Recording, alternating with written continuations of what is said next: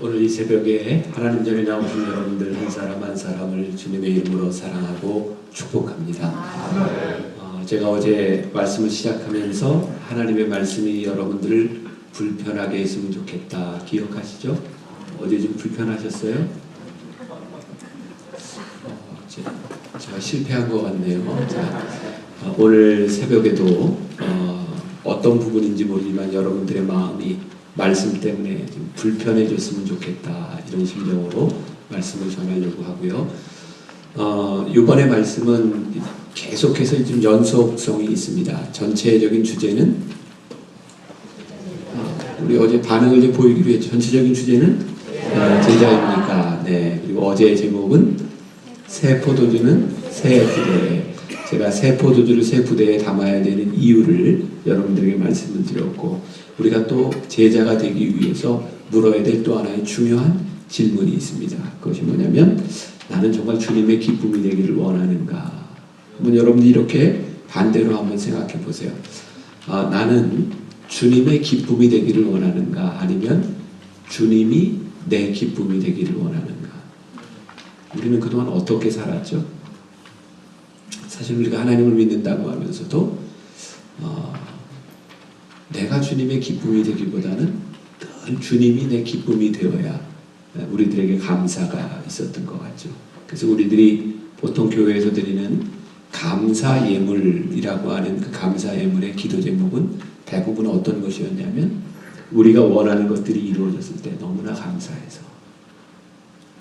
참 신기하지 않습니까? 우리가 예수님을 믿는다고 하면서 오늘 이제 저녁에 그 말씀을 나누게 될 텐데, 우리는 하나님을 믿는다고 하면서 하나님의 뜻이 우리 가운데 이루어진 것보다 내가 원하는 것이 이루어진 것에 훨씬 더 감사를 많이 하는 거죠. 우리가 뭔가 지금 잘못되어 있다는 생각이 들지 않으십니까? 우리의 신앙을 조금 이렇게 근본적으로 우리들이 한번 점검해 볼 필요가 있다는 생각이 들어요. 여러분들 혹시 웃픈 이야기라는 걸 들어보셨습니까? 웃픈 이야기? 한국에서는 이제 그런 말을 쓰는데, 웃긴데 슬픈 이야기, 이게 웃픈 이야기입니다. 제가 웃픈 이야기를 하나 들려드릴 테니까 표정을 어떻게 지어야 될까요? 웃긴데 슬픈 표정을 지으셔야 됩니다. 네. 새벽부터 너무 힘든 주문을 여러분들에게 하나요? 자, 어떤 교회, 큰 교회였답니다. 목사님이 이렇게 말씀을 전하는데 마이크 상태가, 스피커 상태가 별로 안 좋았던 것 같아요. 설교한 내내 뒤에 이렇게 앉아있던 할머니 한 분이 아무리 해도 들리지 않으니까 듣다 못 참고 설교 중간에 일어나서, 목사님 설교가 잘 안 들려요 그랬어요. 그냥 좀 참지, 그죠? 근데 또 앞에 있던 어떤 젊은 집사가 그걸 또 보고 탁 일어나서 뒤를 돌아보며, 할머니 괜찮아요, 별로 들을 게 없어요, 그렇게 말을 했대요. 제가 웃픈 이야기라고 했습니다. 웃픈 이야기, 그냥 누가 웃긴 이야기로 만들어낸 건데 슬픈 거죠. 우리 목회자에게 또 교회에서 가장 비참한 말이 뭐가 있을까요? 들을 게 없어요. 우리가 하나님의 말씀을 전하는 사람들, 요즘은 복음을 듣는 것이 아니라 복음을 본다고 이야기합니다. 세상 사람들은 이제 더 이상 우리들에게 복음을 들으려고 하지 않고 우리를 통해서 복음을 보려고 한다. 볼 게 없어, 들을 게 없어. 이것처럼 우리들에게 불행할 일이 있을까? 우리들이 구별해야 될 것이 있다고 생각합니다. 유사신앙입니다. 우리가 다른 말로 이단이라고도 이야기할 수 있죠. 분명히 하나님의 말씀은 선포되고 있는데 그것이 들을 게 없고 그게 잘못되어 있다면 유사신앙일지 모릅니다. 유사신앙을 가리켜서 우리가 다른 말로 표현하면 또 이단, 미신 이렇게 표현합니다. 여러분, 우리가 믿는 하나님과 미신의 차이는 뭘까요? 대개 이제 미신을 믿는 사람들이 하는 것 중에 하나가 굿을 하기도 합니다. 여러분들 굿하는 거 보셨어요? 예전에 저 어렸을 때는 제가 이게 성내동에 살았는데 지나가다 보면 참 굿하는 사람을 많이 봤습니다. 굿하는 사람들이 왜 굿을 하나요? 무언가를 이루기 위해서 이렇게 계속 굿을 합니다. 돈을 냅니다. 여러분들 미신은요 철저하게 자기중심적입니다. 그래서 자기가 이루는 것을 무슨 수를 써서라도 돈을 가지고 이루어내려고 하는 것을 우리가 미신이라고 이야기를 합니다. 그러면 참다운 신앙은 무엇인가요? 우리들이 무슨 수를 써서라도 하나님의 뜻이 무엇인지를 알려고 할 때 그것이 참다운 신앙입니다. 근데 우리의 모습을 보세요. 우리가 교회에서 하는 많은 헌금들 중에도 그런 부분이 있었던 것 같아요. 우리는 하나님께 헌금을 드려요. 참 믿음으로. 이 헌금을 드리며 이루어질 줄 믿습니다. 이렇게 강하게 믿을 때는 믿습니다가 아니라 믿습니다가 되죠. 우리들이 원하는 것을 위해서 헌금을 해야 돼요. 또 이런 표현도 씁니다. 이게 다 잘못된 건 아닌데 미리 감사하며 이렇게 드려요. 여러분 이게 다 잘못됐다는 게 아니에요. 미리 감사하는 것 귀한 일인데 그 안에 하나님의 뜻이 이루어지는 것에 대한 감사가 있는가 아니면 내 뜻이 이루어졌을 때의 감사가 있는가 이걸 우리가 한번 깊이 생각해 볼 필요가 있는 거죠. 오늘 본문 말씀은 어제 말씀과 연결이 되어 있고 어제 제가 액츠 사도행전을 이야기하면서 성령을 체험한 사도들이 처음으로 행한 기적이 성전 미문에 앉아있던 안진뱅이를 일으킨 기적이다 이렇게 이야기를 했습니다. 그 일로 인하여 일어났던 일이 오늘 사도행전 4장에 오늘 읽은 말씀입니다. 오늘 여러분들이 한번 시간이 된다면 집에 가셔서 한번 이 말씀의 연관성을 한번 깊이 보셔도 좋습니다. 오늘은 제가 몇 가지 포인트만 잡아서 이야기를 하려고 합니다. 먼저 예수님의 우리들이 주님의 기쁨이 되기를 이라고 하는 말을 통해서 한번 우리가 또 생각하고 넘어가야 될 것이 있어요. 우리들에게는 꿈이 있어요. 우리들이 바라는 것들이 있습니다. 근데 여기서 우리가 또 한번 생각해 볼 필요가 있는 거예요. 정말 내가 바라는 그것이 이루어졌을 때 주님도 기뻐하실까? 그것이 하나님도 기뻐하시는 일인가? 그래서 우리는 우리의 꿈이 깨어지는 아픔도 많이 경험합니다. 우리의 삶이 우리의 인생의 계획대로 되지 않는 것들도 많이 경험합니다. 그런데 우리는 내 꿈이 깨어졌을 때 인생이 무너지는 것 같은 슬픔만을 느끼는가? 아니면 그 가운데서 하나님의 뜻을 발견할 수 있는가? 오래전입니다. 제가 젊은이들을 위한 집회, 코스타라고 하는 집회가 세계 곳곳에서 이렇게 열리고 있는데 그곳에 갔을 때 호주에서 온 한 목사님을 통해서 듣게 된 이야기입니다. 호주 멜버른에서 사역하는 목사님인데 이 목사님이 보았던 그 신문 기사의 내용이었어요. 이게 한국 사람인지 아니면 호주 사람인지는 제가 잘 기억이 나지 않는데 한 아이가 어렸을 때부터 부모에게 이렇게 학대를 받고 자랐습니다. 아버지한테 많이 맞았어요. 가난한 가정에서. 이 아이에게는 꿈이 생겼습니다. 난 절대로 아버지처럼 살지 않을 거야. 그리고 나는 돈을 벌 거야. 그리고 정말 열심히 일을 해서요. IT 쪽에 돈을 많이 번 부자가 되었어요. 자기가 원하는 만큼의 집도 샀고 자기가 원하는 여자하고 결혼도 하고 그리고 제가 그때 참 인상적이었던 건 되게 남자들은 가지고 싶은 그런 꿈 중에 하나가 스포츠카를 몰고 싶은 꿈이 있다고 하는데 여기 계신 남자분들은 어떠신가요? 그런 꿈이 없으셨나요? 스포츠카가 여러 가지가 있잖아요. 뭐 포르쉐도 있고 또 뭐 람보르기니도 있고 뭐 여러 가지가 있는데 스포츠카가 이게 지금 가격 차이가 많이 나잖아요. 근데 이 사람이 가지고 싶었던 차는 람보르기니 중에 한 100만 불 정도 하는 그런 차를 이제 가지고 싶었던 거예요. 그래서 그 차를 샀어요. 자기가 원하는 꿈을 다 이룬 겁니다. 아이가 생겼습니다. 남자아이가 생겼고 6살 무렵 됐을 때 뭐 이 목사님 표현에 하면 남자들이 그런데요. 집 청소는 잘 안 해도 자기가 산 차는 잘 닦는다 그러죠. 호주 남자하고 여기 한국 남자들하고 틀리는 거예요. 그래서 아침에 이제 거라지에 가서 이렇게 차를 이렇게 쫙 이렇게 닦고 있는데 차 건너편에서 무슨 끽끽끽끽 소리가 들리더래요. 그래서 봤더니 6살 난 아들이 못을 가지고 람보르기니 문짝에다가 낙서를 하는 거예요. 꿈인데 꿈에다 스크래치를 내는 거예요. 아버지가 얼마나 화가 났겠어요. 호주 이 목사님 표현에 의하면 저는 뭐 스포츠카 구분이 잘 안 되는데 뭐 10만 불, 20만 불, 30만 불 이런 차들은 이렇게 이제 달릴 때 악셀을 밟고 쫙 가면 부릉 부릉 이렇게 가는데 이 100만 불짜리 람보르기니는 악셀을 밟으면 붕 이렇게 가는 차예요. 아무튼 굉장히 좋은 차를 샀는데 거기에 아들이 이렇게 낙서를 하니까 확 돌아버린 거예요. 제 꿈이니까.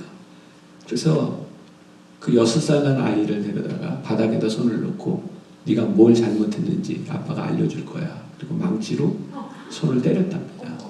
그러니까 이제 피가 나니까 사람이 피를 보면 제정신이 아니잖아요. 때리다가 정신이 이렇게 들었을 때는 피투성이가 됐고요. 그 아이를 데리고 병원 응급실로 갔답니다. 뭐 아버지는 들어오지도 못하게 하고 바로 응급실에서 아이 수술을 했는데 6살 난 아이의 손을 절단할 수밖에 없는 상황이었어요.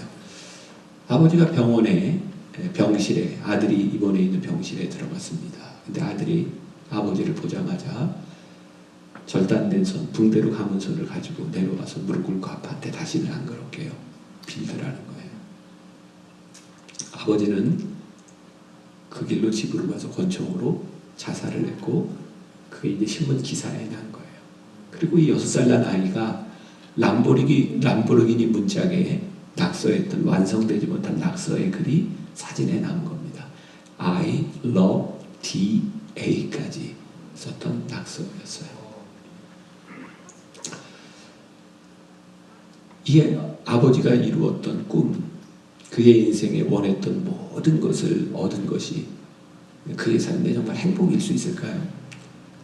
우리들이 원하는 꿈들은 어느 날 한순간에 무너져 내리는 꿈일 수 있고 우리가 원하는 그 꿈들이 정말 주님의 기쁨과 관계가 있는가를 묻지 않는다면 우리는 단지 우리의 삶을 열심히 살아가는 삶에 불과한 겁니다. 여러분, 우리가 열심히 살아가는 우리들의 삶이 왜 행복하지 않은지 아십니까?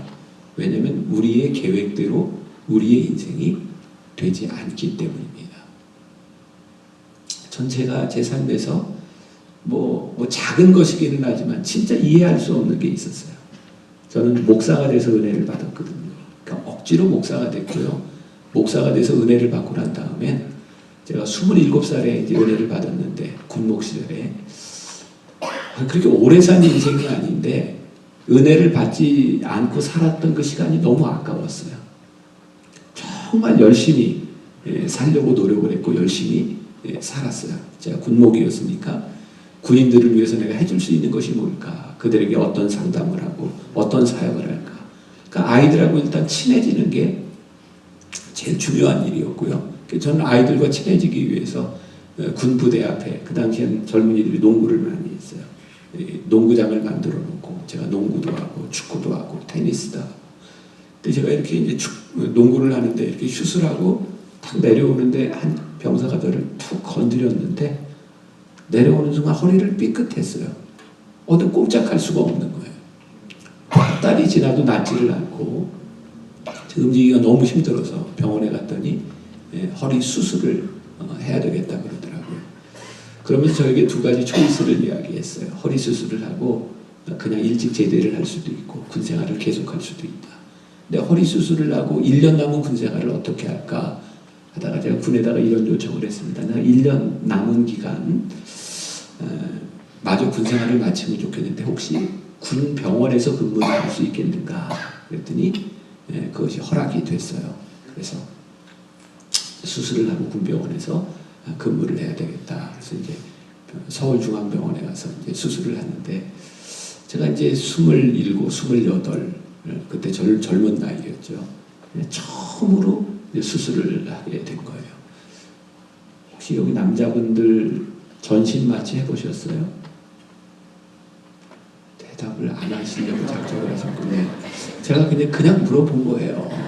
왜냐하면 제가 참 전신 마취를 안 해보고요. 인생을 얘기하지 마세요. 전신 마취 해보면 그게 뭐 별로 중요한 병은 아니지만 이렇게 산소호흡기를 끼고 전신 마취를 할 때는 자기 생명을 맡길 수밖에 없는 겁니다.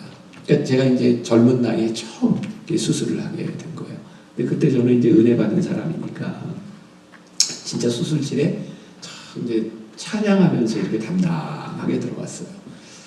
근데 제가 수술실에 딱 들어갔는데 그 수술을 준비하는 인턴 레지던트들이 저를 보면서 아니 이 환자는 준비도 안 됐는데 뭐 벌써 들어왔어. 그러더니 저를 뉘어놓고 수술 준비를 하는 거예요. 칼, 가위, 덜커덕. 그때 저에게 이렇게 공포 이렇게 은혜 받은 건 받은 거고 또 무서운 건 무서운 거예요, 그죠? 네, 무슨 말이라도 대답을 안 하시고 아무튼 무서웠어요.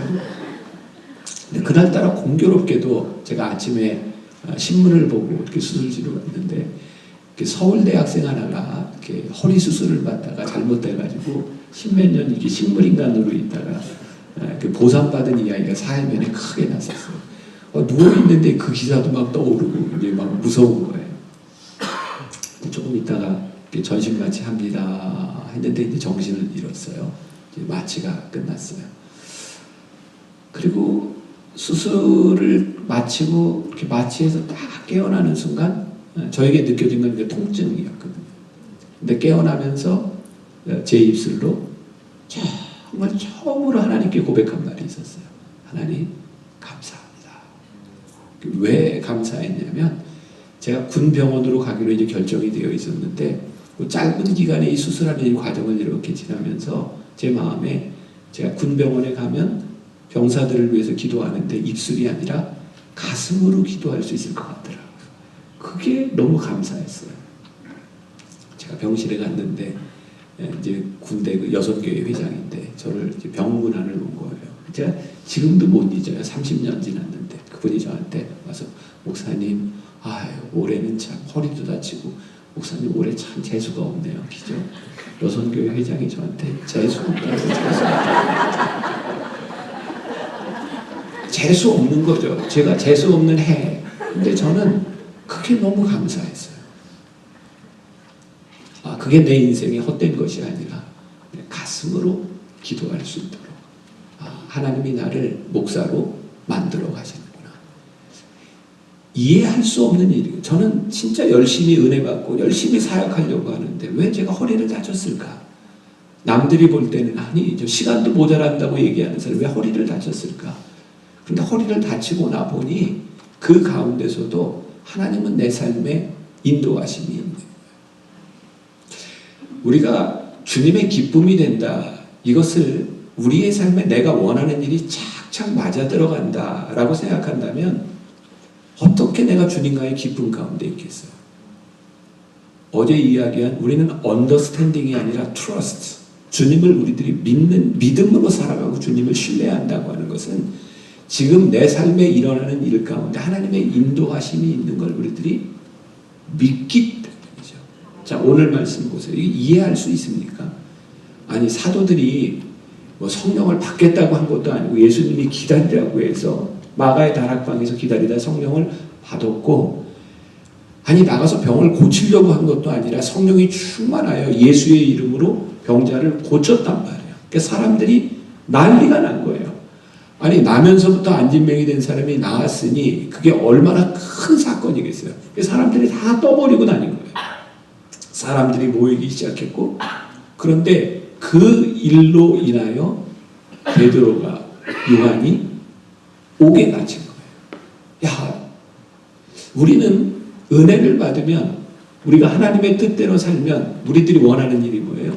시온의 대로가 열리는 거잖아요. 우리 그런 기도 많이 합니다. 하나님, 시온의 대로가 열리게 하여 주옵소서. 근데 우리는 그동안 시온의 대로를 어떻게 이해했냐면 내가 원하는 길에 아무런 걸림돌이 없는 걸 시온의 대로로 이해했단 말이에요.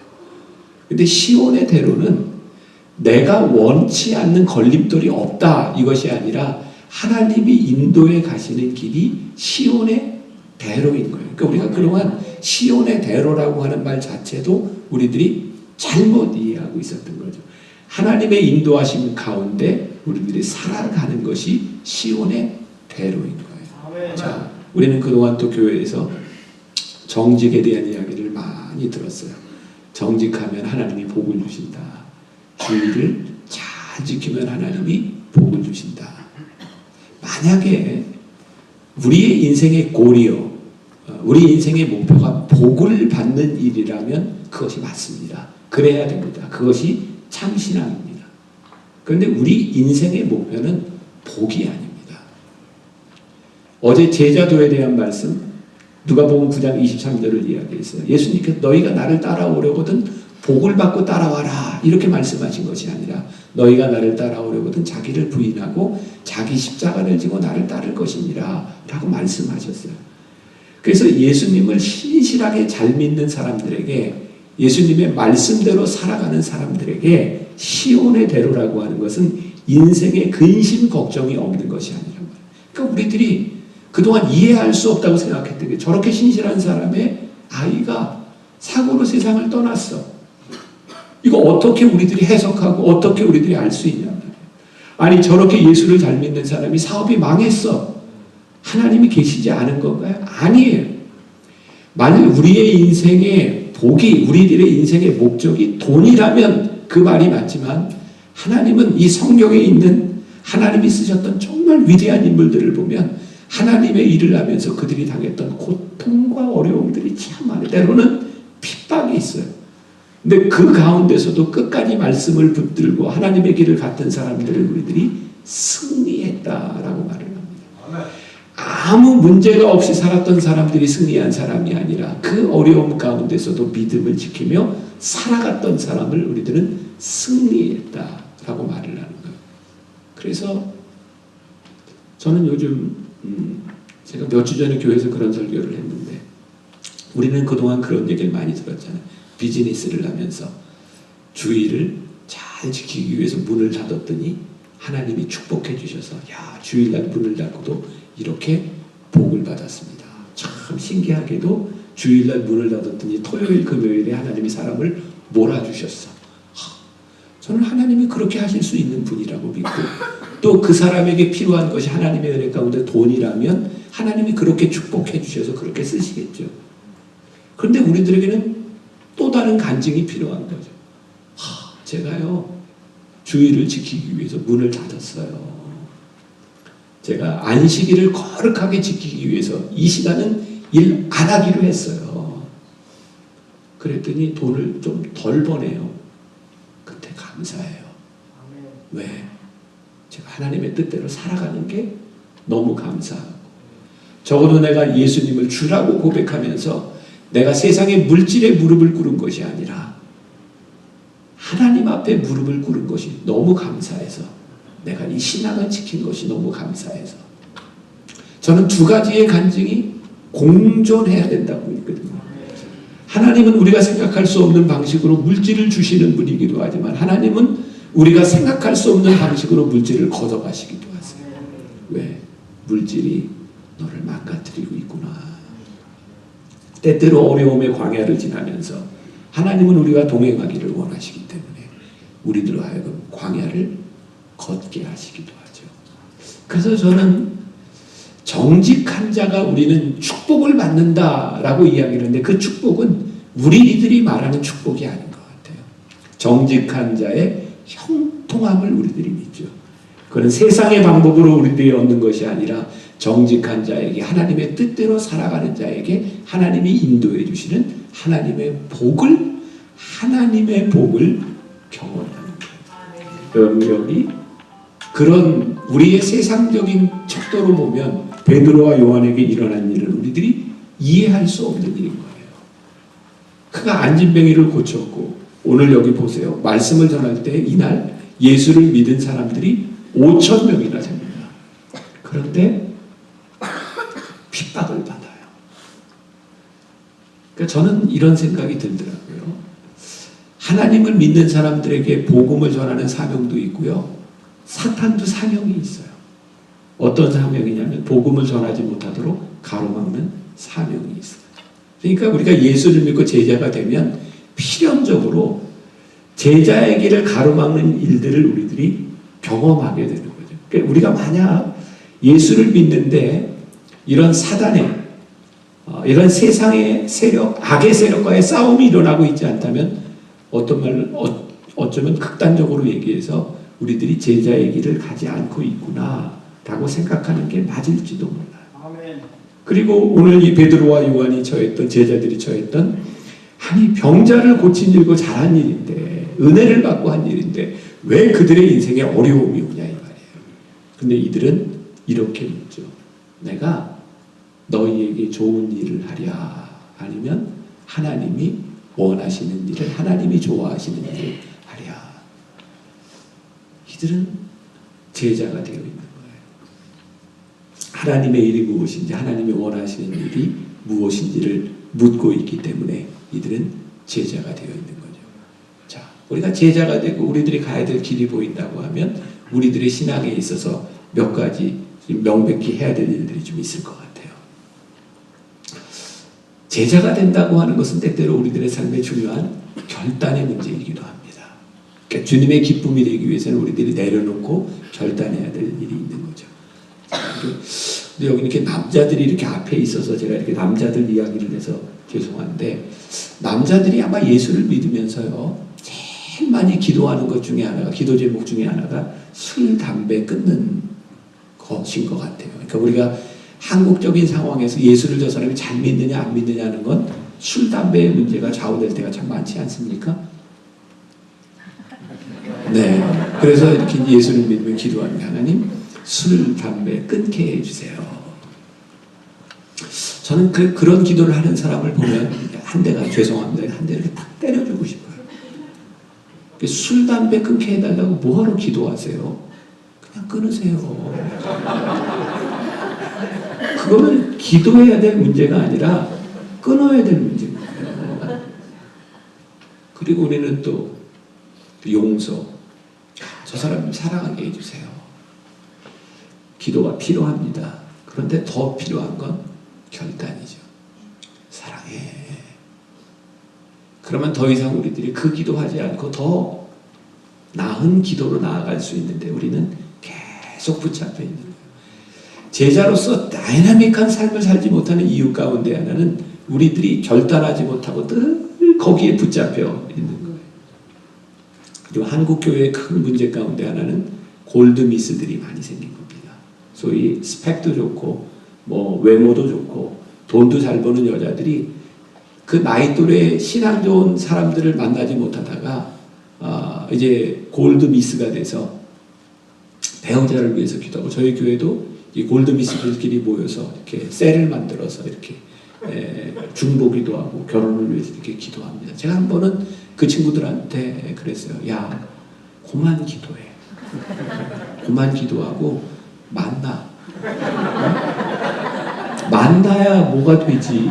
기도만 한다고 되냐. 여러분 오해하지 마세요. 기도에 능력이 없다가 아니라, 기도는 어떤 분이 그런 표현에서 발 달린 기도, 손 달린 기도를 하라는 거예요.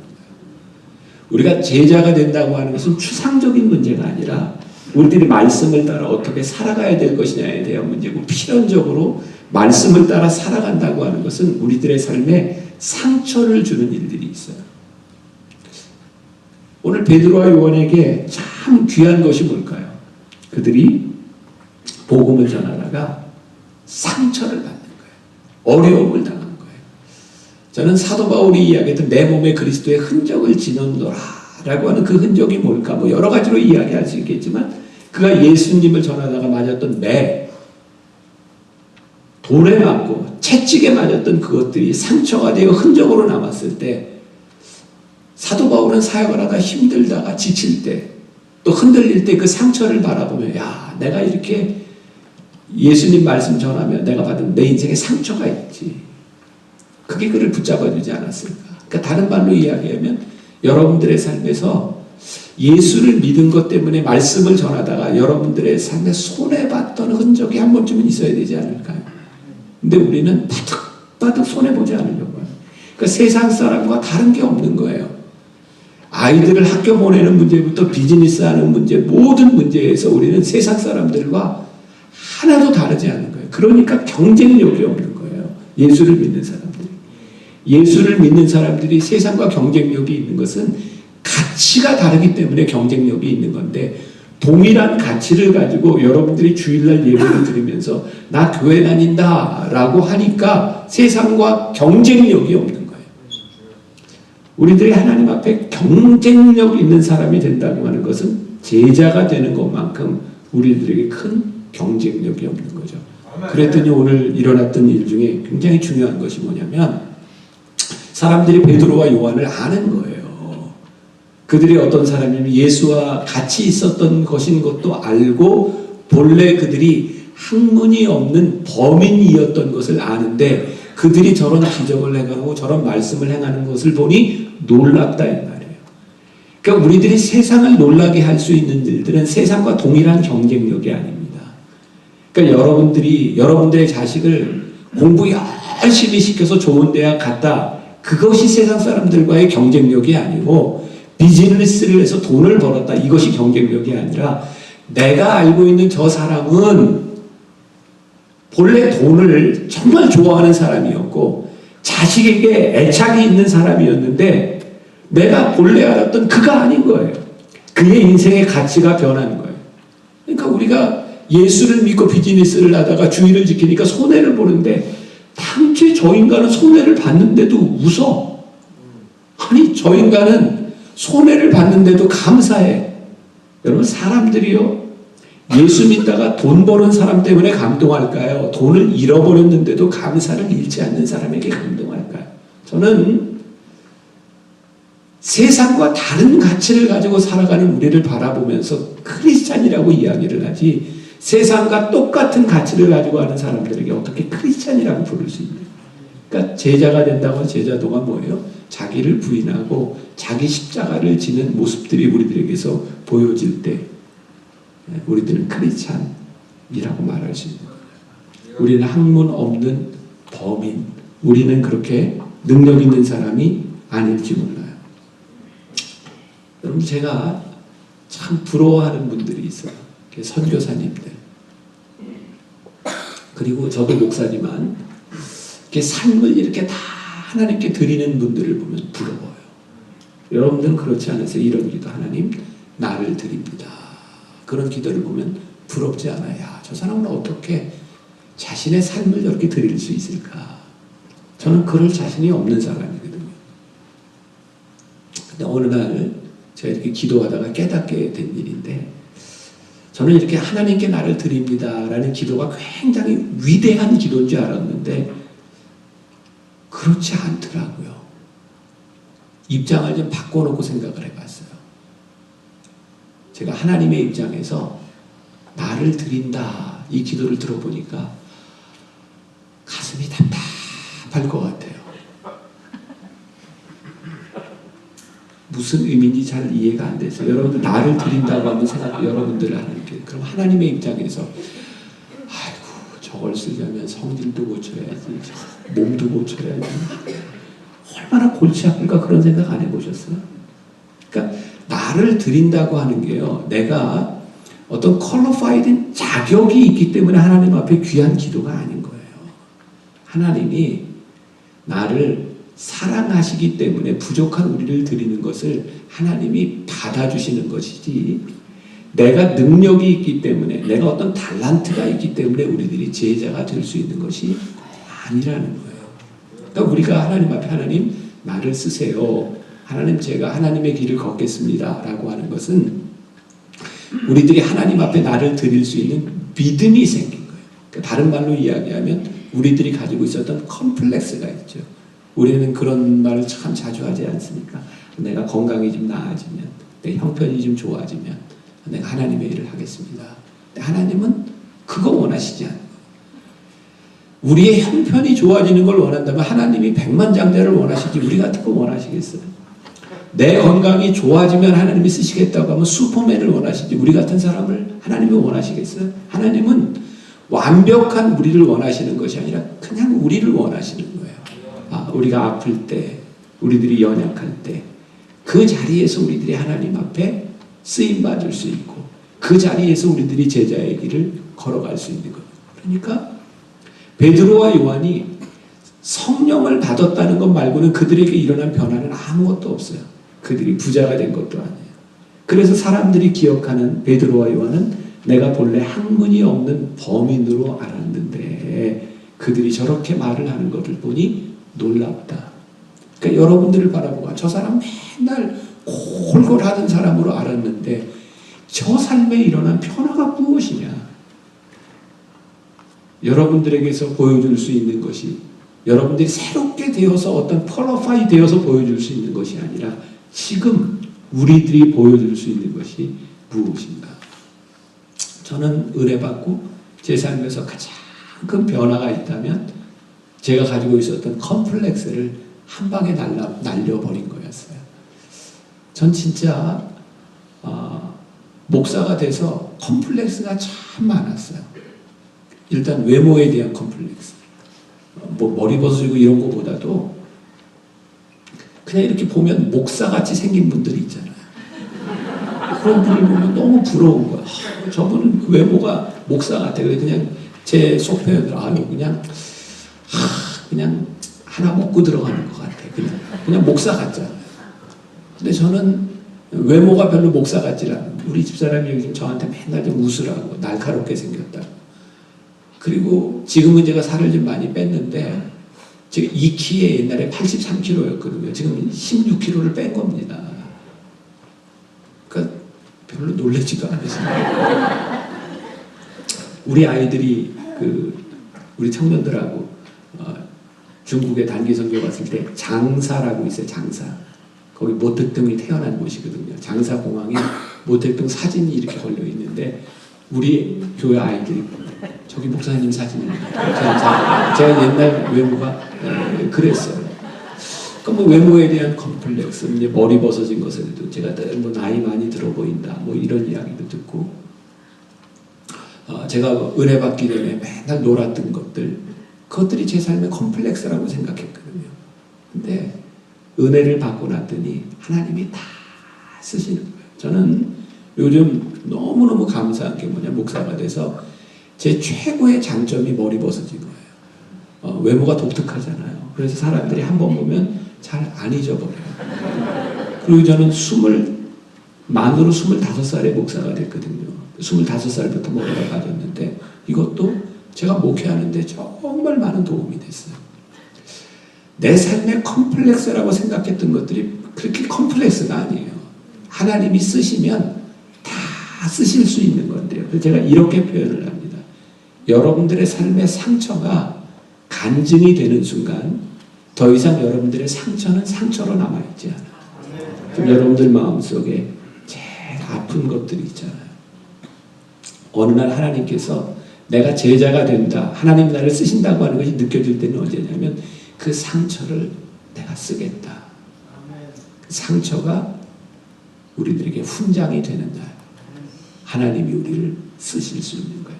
여러분들 속에 있는 쓴뿌리, 그것이 여러분들에게 간증이 될 때 내가 비로소 주님의 기쁨이 되는 거예요. 제가 이 말씀 준비하다가 이렇게 이제 떠올랐던 찬양, 그래서 설교 준비하다가 그냥 혼자 이게 울었던 찬양이 있어요. 나 주님의 기쁨 되기 원하네, 내 마음을 새롭게 하소서, 새 무대가 되게 하여 주사, 주님의 빛 비추게 하소서, 내가 원하는 한 가지, 주님의 기쁨이 되는 것, 내가 원하는 한 가지, 주님의 기쁨이 되는 것, 내가 원하는 한 가지, 주님의 기쁨이 되는 것. 자, 또 to be continue 전용으로 이어서 말씀을 전하도록 하고요. 오늘 이 시간에 여러분들이 아침에 정말 내가 주님의 기쁨이 되기를 원하는가, 내 삶의 목표가 내가 원하는 내 인생의 고리, 주님이 기뻐하시는 일인가, 좀 여러분들이 좀 묵상하고 또 기도하고 돌아갈 수 있으면 좋겠습니다. 제가 마무리 기도하고 자유롭게 기도하고 돌아가면 좋겠습니다.